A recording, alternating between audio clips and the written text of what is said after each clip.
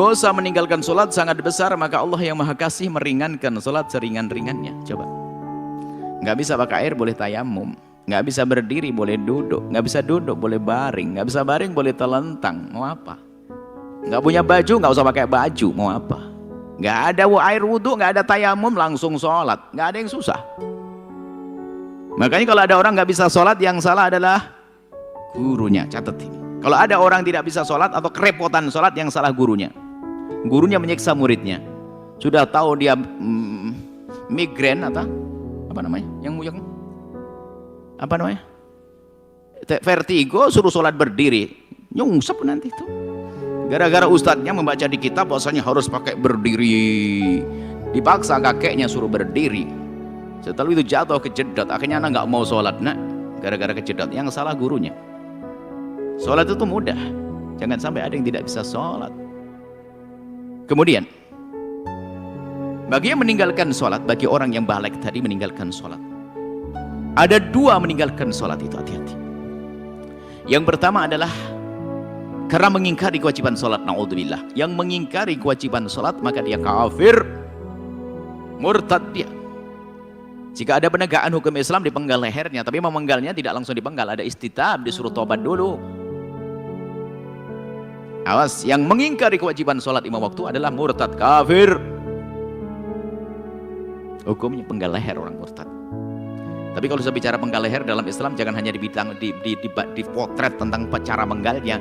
Cara menghantarkan kepada pemenggalan itu pun indah. Dinasehati, diingatkan, diajak ini, diingatkan akhirat. Kemudian setelah itu sampai terakhir, ayo pak, sholat pak, takut pada Allah pak, akhirat pak, ini dinasehati. Kalau masih nggak mau, nggak langsung dipenggal. Di atas lehernya dikasih pedang, pak, mau diginiin pak. Lah kalau nggak mau sholat berarti kan memang mau mati, dia biarin ya, gitu. Wong dinasehati sudah panjang masih nggak sadar-sadar. Jangan digambarkan langsung penggal leher, serem banget, penggal leher. Ini kan biasanya orang di luar Islam tuh kalau menggambarkan Islam kan begitu, yang serem-serem, kisos. Kisah sebabnya apa? Sebabnya karena orang itu membunuh orang dengan keji. Ada orang mengkritisi kisos. Kok ada penghukum mati loh? Dia itu memang tidak menghargai kehidupan, makanya dia harus mati. Kalau dibiarkan dia bisa membunuh yang lainnya. Orang yang rela membunuh satu manusia bisa membunuh 1000 manusia karena dia tidak mengerti kemanusiaan. Ya tapi jangan gitu. Oke, Anda bisa ngomong gitu karena yang dibunuh bukan anakmu sama ibumu. Coba yang dibunuh anakmu, kau akan rela. Nah, ini kadang-kadang memandang agama itu dengan emosi, dengan hawa nafsu, tidak dengan keadilan. Baik.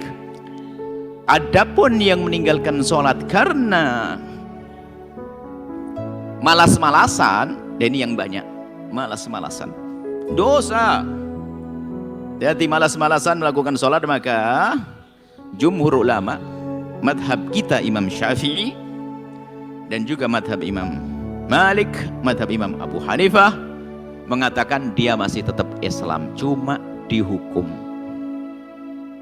Menurut madhab Maliki, Syafi'i dihukum penggal lehernya. Kalau madhab Hanafi enggak, dibiarkan. Sebagian mengatakan dibiarkan di penjara sampai mau sholat. Kalau mau sholat sampai mati biarin di situ. Tapi ada madhab Syafi'i ada penggal leher. Tapi dia masih dianggap seorang muslim, dimandikan, disolati dan dikafani.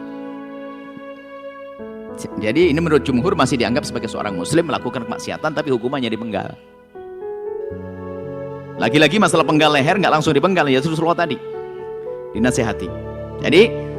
Jadi yang meninggalkan sholat karena malas-malasan masih dianggap sebagai seorang mukmin.